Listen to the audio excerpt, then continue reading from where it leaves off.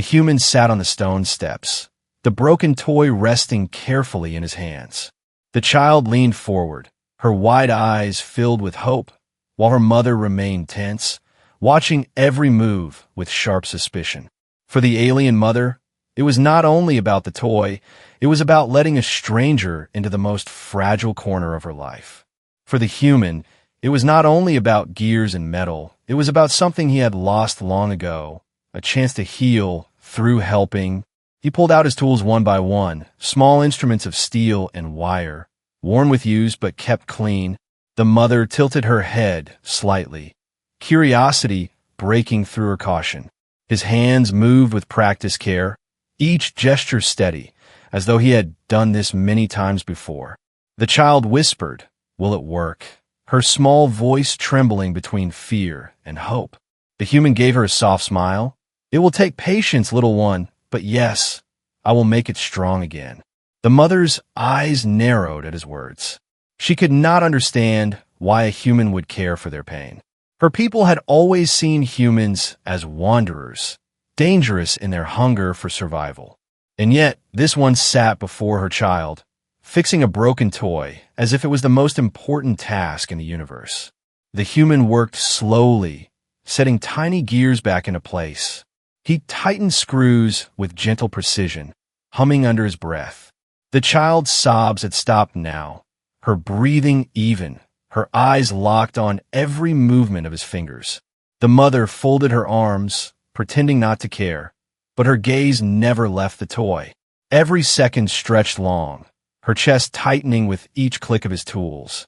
At last, the human spoke, his voice low, almost thoughtful. "This toy has seen much love, more than most machines ever know." The mother frowned, unsure what he meant.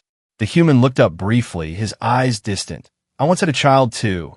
She carried a toy like this everywhere. It broke one day. I fixed it, but she—" His words faltered, his throat tightening. "She is gone now." Silence fell heavy between them. The child tilted her head, not fully understanding, but sensing his sadness. The mother studied him carefully, something shifting inside her. This human was not just repairing gears. He was repairing pieces of himself. For the first time, she saw him not as a stranger, but as someone carrying wounds, like her. The human cleared his throat, pushing the memory back. He returned to the toy, adjusting wires, polishing edges, tightening the arm back into place. Every movement carried care, as though he was protecting more than an object. The child leaned closer, smiling now, her tears forgotten. Her mother, though still guarded, felt the sharp edges of her fear soften slightly. From a street, shadows moved. Two other aliens stood at a distance, watching, their eyes narrowed with distrust. Whispers traveled quickly in this colony, and already suspicion grew. "Why trust a human with something precious?" one muttered to the other. "They bring danger, not healing." The mother heard them, her chest tightening again. She remembered the warnings, the old stories told by her people. Humans were strong. Humans were unpredictable. Humans broke what they touched. And yet, before her eyes, this one was not breaking. He was rebuilding. Her heart wrestled between what she had been taught and what she now witnessed. The human did not look up, as if he did not hear the whispers. Or perhaps he was simply used to them. He focused only on the toy, fitting the last gear into place. The child gasped softly, her eyes shining as the toy's arm moved again, slow but steady. The mother's breath caught, relief flashing across her face before she quickly masked it. The human turned the toy gently, offering it back to the little girl. "Try it now," he said softly. The child took it eagerly, clutching it close. She twisted the small key on its side, and for the first time since it had broken, the toy whirred to life. Its gears spun, its tiny arms lifted, and a faint sound of music echoed in the night air. The girl laughed, a sound pure and bright, wiping away all the sorrow from moments before. The mother's lips parted, a whisper escaping without her permission.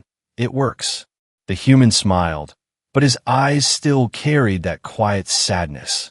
"Yes, it works," he said, "stronger than before. It will not break so easily again." The child hugged the toy, then, without thinking, hugged the human too. The mother stiffened, startled by the sight. Her heart wanted to pull her daughter away, to protect her. Yet she saw the human's expression as the small arms wrapped around him. For a heartbeat, he looked as if the weight of years had lifted, as if hope had returned to him. The mother remained silent, her thoughts a storm. She could not trust him fully, not yet, but she could not deny what she had seen. A toy once broken was whole again, a child once weeping was laughing, and a human, long mistrusted, had repaired more than just metal. He had touched something deeper, though none of them yet realized how far the child clutched the toy tightly, her laughter ringing through the night like music brighter than the stars above. The alien mother watched silently, her arms folded across her chest, trying to keep her heart from softening too quickly. She had expected the human to fail, or worse, to damage the toy beyond repair. But instead, the toy was not only working, it was stronger, steadier, and even carried a faint glow where the human had added a small light. The child's eyes sparkled with delight as she turned the toy in her hands, amazed by the new changes. "See, Mama," the girl whispered. "He fixed it, it's better than before." The mother's throat tightened, caught between pride for her daughter's joy and unease at the human's skill. Machines had always been a weakness among her people. How could a stranger, an outsider, fix something so delicate with ease? She studied his hands again, those scarred fingers now resting quietly on his satchel, his gaze lowered as if he did not wish to intrude further. The silence stretched, filled only with the toy's gentle hum. At last, the mother spoke, her voice sharp though softer than before. "You did more than repair it," she said. "You changed it." The human lifted his head slowly, his eyes calm. "Yes," he replied. "Sometimes when something breaks, you cannot return it to what it was. You can only make it stronger, so it can endure longer." The mother tilted her head, puzzled and wary. "Why would you do this for us?" she asked. "We are not your kind." The human hesitated, then glanced at the child, who still hugged her toy as if it were life itself. "I once had a daughter," he said quietly. "She carried a toy like that everywhere. It broke, I fixed it, but his voice faltered, grief flashing in his eyes. She did not live long enough to see it break again." The mother's chest tightened, the words cutting through her suspicion. She saw the weight in his gaze, the sorrow carried like chains he could never put down. For a moment, she no longer saw a dangerous outsider, but a father who had known loss. Her own grief stirred in response, remembering the mate she had lost, the empty space at her side. Two worlds apart, yet their pain felt the same. The child looked between them, sensing the shift, though she did not fully understand. She reached out and touched the human's hand gently. "Thank you," she whispered, her voice soft and sincere. The human gave her a small smile, though his eyes glistened with unspoken tears. The mother looked away, unwilling to let him see the sympathy creeping into her heart. From the street corner, the whispers returned. Two aliens stood watching, their expressions hard and cold. They shook their heads, muttering to each other. "Dangerous," one said. "They're always dangerous. It begins with kindness, but it ends with destruction." The words sliced through the mother's thoughts, stirring her old fears. She knew the stories well. Humans had a history of fighting, of taking what they wanted, of surviving no matter who suffered in their path. Her people had lived long believing that trust in a human was weakness. And yet here she was, standing before her child's laughter, holding back gratitude she did not wish to admit. Her heart battled between caution and something new, something fragile. The human seemed to notice the watchers, but did not react. He simply packed away his tools, his movements quiet and steady. When he looked at the mother again, his voice carried only honesty. "You don't have to trust me," he said, "but your daughter does, and that is enough for me." His words startled her, for they were not spoken like a plea, but like truth carved deep from loss. The child lifted her toy again, watching the little light glow in the dark. "It's like magic," she whispered. The human shook his head gently. Not magic, just care. Care for the broken things, because sometimes they matter more than the whole ones. The mother felt the weight of his words settle inside her chest. It was strange how easily he spoke of pain, how freely he offered hope. The watchers eventually left, muttering under their breath. But their whispers would not vanish so easily. Rumors would spread, and soon others would question why a human was fixing alien toys. The mother knew there would be trouble, that distrust would only grow, and yet, as she looked at her child's smiling face, she could not bring herself to regret her choice. The human rose to his feet, adjusting the strap of his satchel. He seemed ready to walk away, to fade back into the shadows of the colony. But before he could leave, the child called out, "Will you come back?" The human paused, his back stiffening slightly. He turned slowly, meeting the mother's wary gaze. "That is not for me to decide," he said, his eyes lingering on the mother. The child hugged her toy tighter, her voice urgent. "Please, Mama, let him come back." The mother's lips pressed into a thin line, torn between fear and her daughter's pleading eyes. For now, she said nothing, allowing silence to carry her answer. The human nodded as if he understood, and with quiet steps he walked into the night. But even as he disappeared into the shadows, one truth lingered in the air. He had not only repaired a broken toy, he had touched broken hearts, and whether the mother admitted it or not, something within her had begun to change. The following days passed quietly, yet nothing truly felt the same. The child carried her repaired toy everywhere, its little glow shining like a secret star in her small hands. Her laughter returned, light and pure, echoing through the narrow colony streets. For the mother, this laughter was a blessing, but also a reminder of the stranger who had brought it back. She tried to push thoughts of the human away, yet his face lingered in her mind whenever she saw her daughter smile. But the colony was not blind. The whispers had spread quickly, like wind through dry grass. Neighbors spoke behind closed doors, their voices sharp and full of warning. They let a human into their home, some said. They trusted him with something precious. Others muttered, "It begins with toys, but it ends with betrayal. It always does." The mother heard these whispers whenever she went to the market. She felt the weight of their eyes on her back, cold and heavy. Her people valued unity, and to be marked as different was to stand alone. Still, when she looked at her child's joy, she could not regret her choice. Yet fear coiled inside her. Fear of what her people would do. Fear of what she herself could not yet understand. One evening, as the moons rose over the rooftops, the mother found herself standing outside her home. The street was quiet, but she sensed movement in the shadows. The human appeared again, his steps steady, his satchel hanging at his side as always. He paused at a distance, not wanting to intrude, but the child spotted him quickly. With a bright smile, she ran forward, clutching her toy. "You came back." The mother's heart tightened at the sight, torn between caution and relief. The human crouched to greet the girl, his face softening as she showed him the toy once more. "It still works," she said proudly. "Look, it's stronger now." The human nodded, his voice gentle. "And so are you." The mother watched, her arms crossed, suspicion fighting against the warmth building in her chest. From the shadows, other aliens emerged, their faces grim. One of them, tall and broad, stepped forward, his voice sharp. "You should not be here, human," he said. "Your kind brings trouble, always." The human straightened slowly, his expression calm, though his eyes grew harder. "I did no harm," he replied. "I only fixed what was broken." The alien scoffed. "You think we do not see, you try to earn trust, and then what? You take more, you take everything." The mother felt I turned toward her, waiting for her to speak. Her throat tightened, her words trapped between gratitude and fear.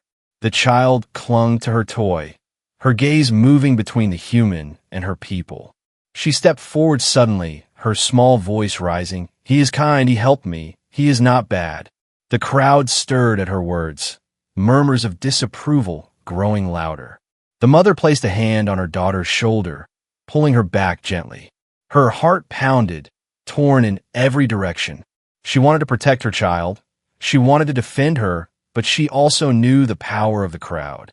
They would not easily forgive what they saw as weakness. The human's gaze flickered briefly to the mother, searching her face for any sign of trust. But she said nothing, her silence heavy as stone. He nodded once, understanding more than she wished to admit.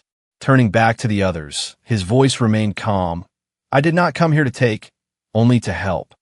But the whispers continued, distrust rising like a tide that could not be stopped. The mother's chest ached as she watched. She could feel her people pulling away from her, wall after wall being built in their hearts. And yet, when she looked at the human, she saw no threat, only a man carrying scars she recognized. It was confusing, it was dangerous, it was something she could not name, but it was there, growing slowly inside her. That night, after the crowd dispersed, she stood in silence with the human. The child had already fallen asleep in her arms, toy clutched tightly. The mother whispered softly, almost unwilling, "They will not stop. Their fear runs deep." The human looked at her with tired eyes. Fear always runs deep, until someone dares to stand against it. She turned away, unable to answer, her heart torn in two. As he walked into the night once more, she held her child closer. The laughter of the toys still hummed faintly between them, a fragile light against the shadows. And in that moment, she realized a truth she could not escape.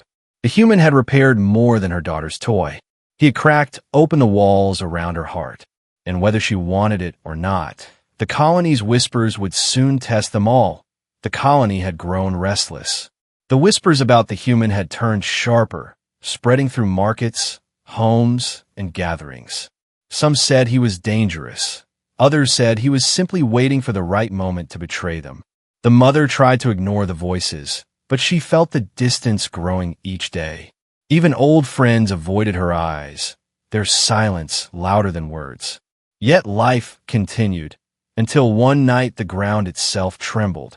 A low rumble shook through the streets, followed by a piercing alarm from the colony's central towers. The mother rushed outside, clutching her child close. Neighbors spilled into the streets, their voices rising in panic. From the east side of the colony, smoke billowed upward, glowing with sparks of fire. The energy core, someone shouted, the stabilizers are failing. Fear spread quickly, for the energy core was the heart of the colony. It powered their homes, their shields, their food systems, everything. If it failed completely, darkness would fall, and worse dangers from the wilds would come. The mother's heart pounded as she held her child tighter. Without the core, survival would not last long. The colony leaders gathered quickly, their voices tense and sharp. They called for their engineers, but their own people had little skill in machines. They knew how to heal, how to grow, how to sing, but not how to repair failing reactors. As the alarm wailed and the ground trembled again, despair settled over the crowd. Then, a familiar voice broke through the noise. "I can help," the human said, stepping forward from the edge of the crowd. Every head turned, suspicion flashing in their eyes. The leaders narrowed their gazes, one of them snapping, "No, we will not trust a human with our core." But the human did not back away, his voice steady. "If you do nothing, it will collapse within hours. I have worked with systems like this before. Let me try." The mother's breath caught, her thoughts racing. She remembered the toy in her daughter's hands, stronger now because of him. She remembered his careful touch, his patience, his grief. Her people's warnings echoed in her ears, but so did her child's laughter. Her heart trembled, torn between fear and the memory of hope.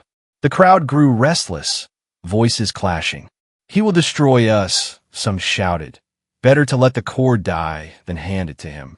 Others, desperate, muttered, "If no one else can fix it, what choice do we have?"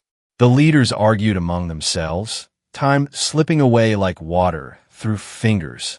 The alarms grew louder, the smoke rising higher. The child tugged at her mother's hand, her small voice clear. "Mama," He fixed my toy, he can fix this too. The words pierced the mother's chest, simple yet powerful. She looked at the human, standing tall despite the sea of hatred around him. His eyes met hers, steady, waiting, offering no lies, only truth. Finally, she stepped forward, her voice trembling yet strong. "Let him try," she said. "If we do nothing, we are already lost." The crowd gasped, some with anger, some with shock. The leaders glared, but her words carried weight. She was not just a mother. She was someone who had dared to trust when no one else would. The human nodded once, and without wasting another second, he ran toward the east side. The mother followed with her child, her heart racing. The closer they came, the hotter the air grew, the ground shaking under their feet. The energy core tower loomed ahead, its lights flickering violently, sparks raining down from cracked panels. The air smelled of burning metal, of failure waiting to happen. The human dropped to his knees beside the main console, throwing open his satchel. Tools clattered as he pulled them out, his hands moving fast, his eyes scanning the damaged circuits. The mother stood back, clutching her daughter, watching in silence as he worked. Every move seemed like a battle, wires sparking, metal groaning, heat pressing against his skin. Yet his focus never wavered, his determination burning brighter than the failing lights. Behind them, others gathered, still whispering, still doubting. "He will destroy us," someone hissed. "He will make it worse." But no one else stepped forward.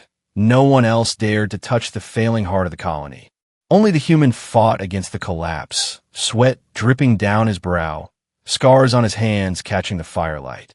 The mother could not look away, her chest tight with fear and something more. As sparks flew and alarm screamed, the child whispered softly, "Mama, he can do it, I know he can." The mother held her close, whispering back, "I hope so, little one, I hope so." For in that moment, all their lives hung in the balance. And once again, it was a human's hands that carried the weight of hope. The energy tower roared like a wounded beast, its lights flashing wildly as smoke poured from the cracked panels. The human worked furiously, sweat dripping down his forehead as sparks leapt against his scarred hands. Every second counted. Every mistake could mean the end of the colony. The mother stood nearby with her child, her heart pounding like a drum. Behind them, the crowd grew louder, their voices filled with anger and fear. "You are risking all of us," one shouted. "He will make it worse." "Pull him away," another cried. "Better the core dies than let a human touch it." The leaders stepped forward, their faces stern. "This ends now," one declared, raising a hand toward the guards. They were ready to drag the human away, ready to stop him before he could finish. The mother's breath caught, her chest tightening. She saw the human hunched over the panel, his fingers moving with desperate precision.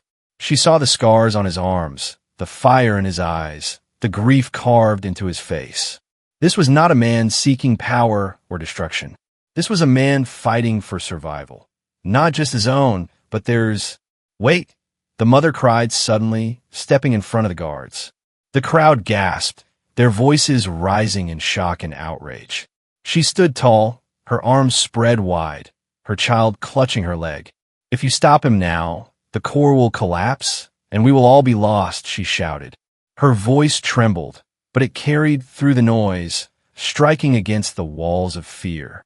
The leaders glared at her, their voices sharp as knives. "You would trust him more than your own people," one demanded. The mother's heart pounded, but she did not step aside. "I trust results," she answered. "I trust what I have seen with my own eyes." She pointed at the child's glowing toy, held tightly in small hands. "He fixed what none of us could. He gave my daughter hope, and now he is the only one who can save us." The guards hesitated, their hands lowering slightly. The crowd murmured, torn between anger and doubt. The mother felt their judgment pressing against her, heavy as stone.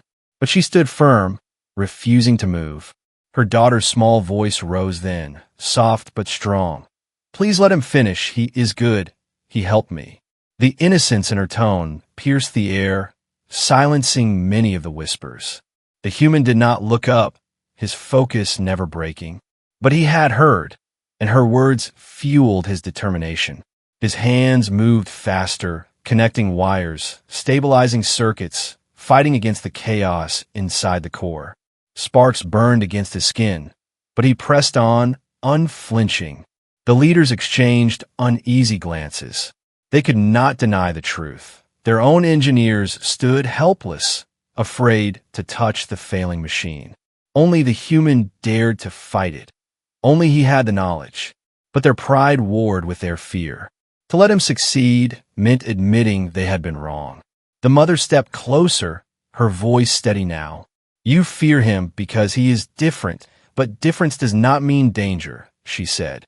"We teach our children that kindness is strength, yet we turn away from it when it is in front of us." Her words carried through the smoke and sparks, reaching ears that had long been closed. Some lowered their eyes, uncertain, while others still glared with distrust. The alarm shrieked, the ground shook again. The core was close to collapse, time slipping away. The human shouted over the noise, his voice raw. "I need one more minute." The leaders looked at each other, torn. Finally, one lowered his hand, his voice reluctant. "1 minute, no more." The mother exhaled sharply, relief washing through her. She turned to the human, her voice low but fierce. "Do it. Finish it." He gave a single nod, then plunged deeper into the console, his tools moving in a blur. The smell of burning metal filled the air, the hum of the core rising higher and higher. The crowd held its breath, fear and hope colliding like storm and flame. The mother clutched her child tightly, her eyes locked on the human. She had chosen, and there was no turning back. If he failed, she would bear the blame. If he succeeded, the colony would be saved. Her people might never forgive her, but in her heart, she knew she could not stand aside and do nothing. For the first time, she saw her choice clearly. It was not only about the core or the colony. It was about trust, about courage, about daring to believe that healing could come from where they least expected. The final sparks flew. A flash of light burst from the console. The human gritted his teeth, forcing the last connection into place. The tower roared, the alarm screamed, and then silence. The lights of the colony flickered once, twice, then steadied into a strong, steady glow. The ground stilled, the smoke thinned, the core was alive again. The crowd erupted, some gasping in relief, others shouting in disbelief. The leaders stared, speechless, their authority shaken. The mother held her daughter close, her chest heaving. The human sank to his knees, exhausted but alive. He had done it. Against all doubt, against all fear, he had saved them. And as the colony looked on, divided between gratitude and suspicion, the mother knew this was only the beginning. For the true test was not the core, but whether her people could accept what had been proven tonight. That sometimes salvation came from where they least wished to see it. The lights of the colony glowed steady once more. The terrible shaking had ended. The smoke cleared into the night sky. The energy core pulsed strong and alive, humming like the heart of the world itself. The people stood frozen, their eyes wide with disbelief. A human had saved them, when their own leaders and engineers could not. The mother held her daughter close, her chest still rising fast with every breath. Her child's toy glowed softly in her little hands, a small mirror of the great core behind them. It felt almost symbolic. One small repair had led to another, and then another, until hope itself had been restored. She looked at the human, kneeling on the ground, his shoulders heavy, his hands blackened with ash and burns. He had risked everything for them, even when they doubted him, even when they cursed him. For a long moment, no one moved. The silence was heavy, filled with too many unspoken words. Then whispers began again, but this time they were not all full of fear. Some voices trembled with awe, others with confusion, a few even with respect. "He saved us," someone whispered. "He saved the whole colony." But not everyone was ready to accept it. The leaders stepped forward, their faces still dark with pride. One of them growled, "Yes, the core is alive, but at what cost? We placed our future in the hands of a human." Another spat. "This is only the beginning. He will want more. They always do." The crowd stirred, torn between gratitude and suspicion. The mother stepped forward then, her voice clear and strong. "No," she said, "you are wrong. He asked for nothing. He gave everything, and he saved us all." Her words carried weight, for she had stood against fear when no one else would. She turned to the human, her eyes steady. "You repaired our machines, but more than that, you repaired something inside us, something we had forgotten." Her child looked up, nodding eagerly, her voice soft but brave. "He fixed more than metal, Mama. He fixed hope." The human bowed his head slightly, his voice low. "I did what I could. Nothing more, nothing less." But the mother shook her head, her voice firm. "No, you did more than that. You showed us that trust can grow where fear has ruled for too long." Her people shifted uneasily, some lowering their eyes, others staring with doubt. The truth was hard to swallow, yet it was undeniable. The leaders tried again, desperate to hold their authority. "Do not be blinded," one said sharply. "Humans are survivors, yes, but they are also destroyers. History has shown this." The human finally lifted his gaze, his eyes tired but steady. "History shows mistakes, but it also shows change." He said, "We are not only what we were, we are also what we choose to be." His words echoed through the square, simple but sharp as steel. The mother looked at her daughter, then at the crowd. "You see danger where I see courage," she told them. "You see an enemy where I see someone who stood when all others fell back." She raised her hand, showing her daughter's glowing toy, its little gears spinning, its light steady. "This is proof enough. The smallest thing fixed led to the greatest thing saved, and it was done by the one you fear most." The crowd murmured louder, the tide beginning to shift. Some stepped forward, their faces softening. One elder bowed her head, her voice trembling. Perhaps we judged too quickly." Another whispered, "If not for him, we would already be lost." The humans stood in silence, not demanding their praise, not seeking reward. His expression held only quiet grief and a strange peace that came from doing what was right. The child suddenly ran forward, her small arms wrapping around him again. Her toy pressed between them, glowing faintly in the dark.